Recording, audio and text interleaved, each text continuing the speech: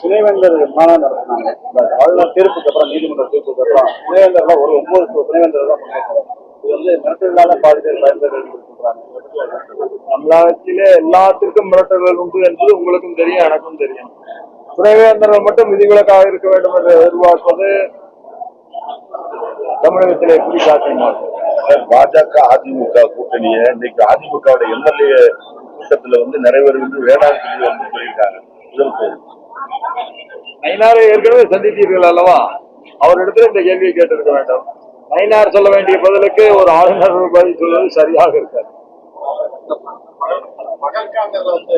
பாதுகாப்பு குறைபாடு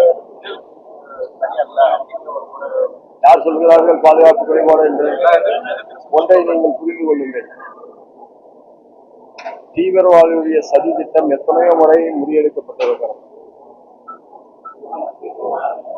முறியடிக்கின்ற அரசு சார்ந்த அமைப்புகளுக்கு ஒவ்வொரு முறையும் அதிர்ஷ்டம் வேண்டும். தீவிரவாதிகளுக்கு ஒரு முறை அதிர்ஷ்டம் கிடைத்தால் போதும்.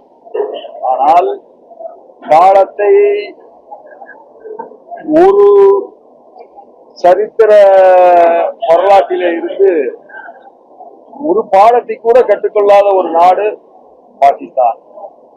இந்த தீவிரவாத செயலுக்கு பிறகு பாகிஸ்தான் மிகச்சரியான பாடம். அது திருமாவளவன் விரும்பினாலும் விரும்பாவிட்டாலும், சீமான் விரும்பினாலும் விரும்பாவிட்டாலும் பாகிஸ்தானுக்கு சரியான பாடம் புகட்டப்படும்.